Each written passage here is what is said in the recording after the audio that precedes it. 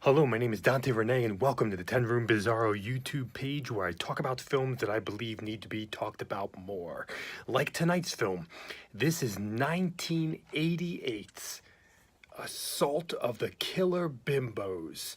It says in the top here, Bimbos Away. Assault of the Killer Bimbos. What an amazing title, what an amazing font. This is the back of the official DVD here, Bimbos Away. We got some screenshots right here.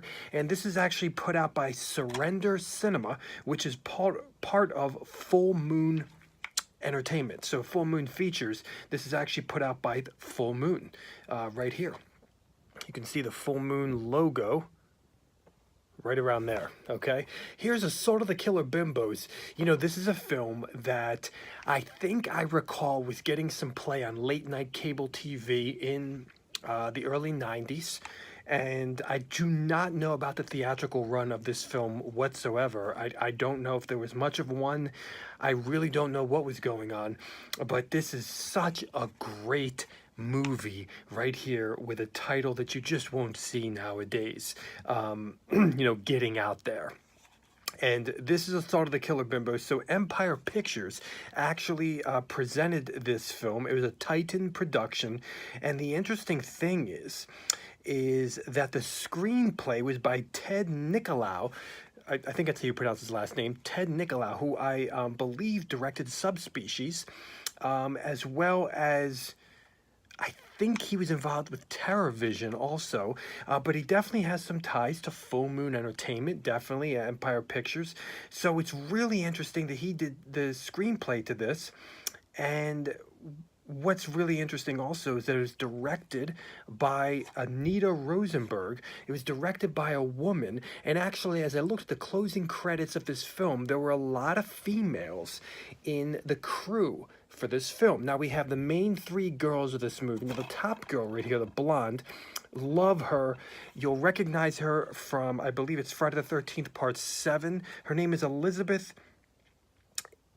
Catan, something like that. She was also in another film that I'm going to be looking at in the future on this YouTube page, Slave Girls Beyond Infinity, I believe it's called. But you can see her face in some of these great kind of late 80s types of features, from sexploitation to even a bit of horror, as I mentioned, Friday the 13th. So it's Elizabeth Catane. I love her, and this I think she looks her best in this movie, and I think she is the best in this movie. Just love her presence. She looks amazing, but all the girls are just awesome. They're gonna be your killer bimbos in this movie. And yes, you can see she's holding a hair dryer, Elizabeth Catan there. But what a great poster for the film. With a title like Assault of the Killer Bimbos, you're thinking to yourself, okay, now what is this movie really gonna be? What's it about? Are these girls are they serial killers? Are they from another planet? I know how these movies go. Is this a comedy? Is it a horror comedy, a sci-fi comedy? Is it going to be, like Cave Woman or something like this? And when you watch this movie, you're really getting these amazing worlds. You're getting the world of crime. You're getting some awesome, crazy car chases, real car chases, no CGI here, as obviously. You're getting a road movie. You're getting kind of a strippers. You're getting twists and turns and double crossing. You're getting some metaphysics, some philosophy. You're getting sexploitation. You're getting sex comedy. You're getting really, really great characters and great locations, going from this just really beautiful kind of Desperately Seeking Susan magic show strip club in Vegas to the back room of the strip club, which reminded me of Showgirls a bit, the movie Showgirls and all the stripper films. And going, into the desert roads, a gas station with a really weird gas attendant there, and a car filled with marijuana-smoking hippies, cowabunga, a diner filled with truckers who are dangerous and violent, a police officer who has a thing for one of the waitresses, and we go to some other police officers that are kind of goofy and dumb and weird and easily led astray, to a very, very old couple whose car is broken down on the side of the road, to the DJ on the radio that kind of cascades throughout the film with important news, to Mexico and this wild Mexican motel owner who's a man of many faces and many roles at his motel, to a convertible car with cash in it and many different outfits and hairspray and nail files and makeup, extra makeup, getting away from the law, being set up unfairly, unjustly, and the ideas and the themes of feeling pretty. What do you need to feel pretty? And karma, and the way life works, the way life moves from situation to situation, from character to character. I mean, that is really Assault of the Killer Bimbos. And from situation to situation, what is life? Is that what life really is? And this movie kind of is set up like that within the storyline and the style of it all. And we have this kind of really the Mexican motel pool and bar and some criminals. And we have all of this here within the world of Assault of the Killer Bimbos. We're talking late 80s here, and you're getting some feelings of early 90s as well. And a movie like this, you can just never get this atmosphere again. You can never replicate this atmosphere in 2018. It just doesn't happen like that.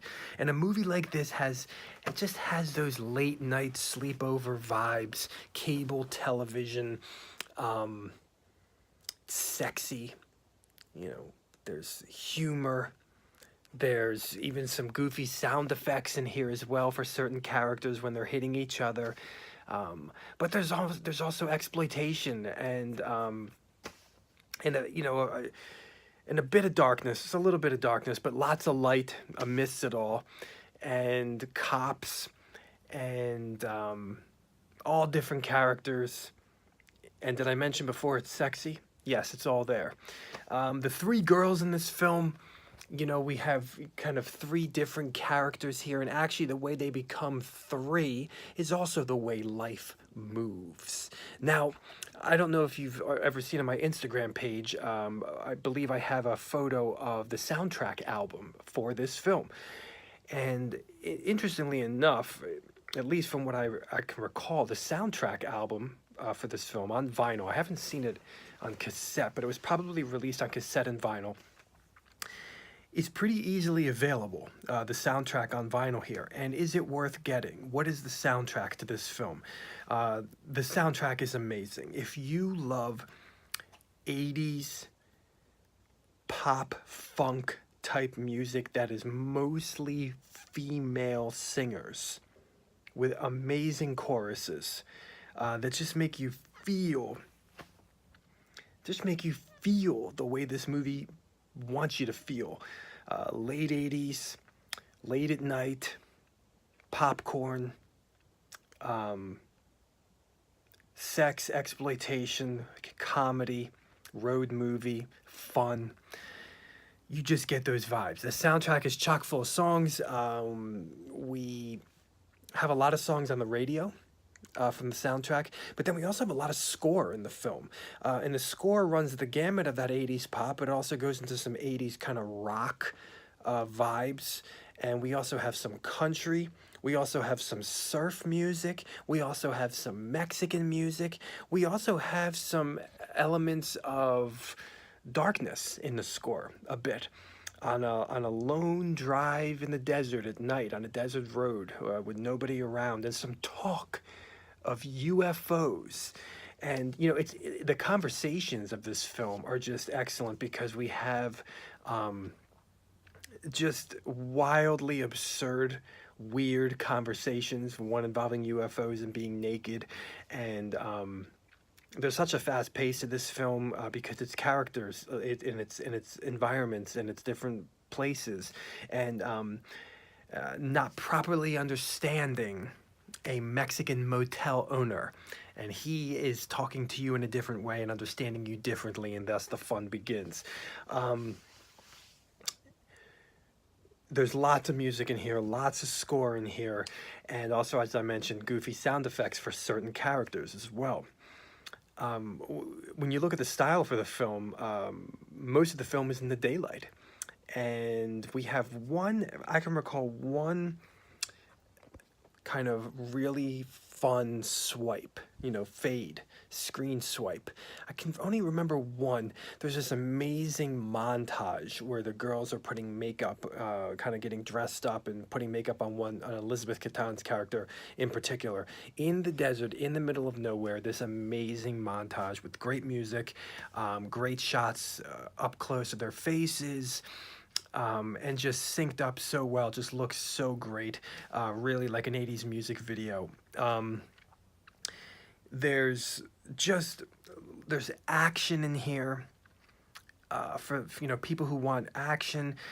There's sexiness, there's crime, there's twists and turns, and there's lots of comedy as well, and fun.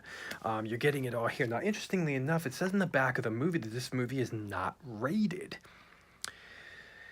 Now, that's very, very interesting to me, because now I'm trying to figure out, what kind of theatrical release this film had, if any. I don't really know. So, not rated, very, very interesting. And when we look at the sexiness of this film, we do have topless nudity, and we have the camera grazing, really checking out the girls' butts in high shorts, mini skirts. You're going to see their legs, you're going to see their stomachs, their faces. So if you love butts, you're going to love this movie. You don't see bare butts, but you see butts in, high jean shorts and mini skirts. This is a film of mini skirts, definitely, and great 80s hair. And amongst the girls, you get a blonde, you get a brunette, and you get a redhead. You're getting all three different worlds of the girls here, and of 80s great sex comedies here. Something for everybody. And there are different personalities for the three girls, just like they have different body types, and just like they have different vibes about them. And there's some interesting things happening in the film involving gender issues as well, especially in regards to the title of the film, involving the word bimbo. There's some great dialogue, some of which you can see in the trailer for this film, which you can find pretty easily on YouTube, I believe. It's also on this DVD, which I don't even know if it's still in print. I don't really know. This is a film that's not talked about. Very, very rare film. Nobody really talks about this movie, and they should. Assault of the Killer Bimbos has so many different things going for it. And by the way, if you like jean shorts, Elizabeth Catan will make you pass out. You go into, there were elements of this film that reminded me of Planes, Trains, and Automobiles a little bit too, interestingly enough, just the some of the road vibes and the Mexican motel.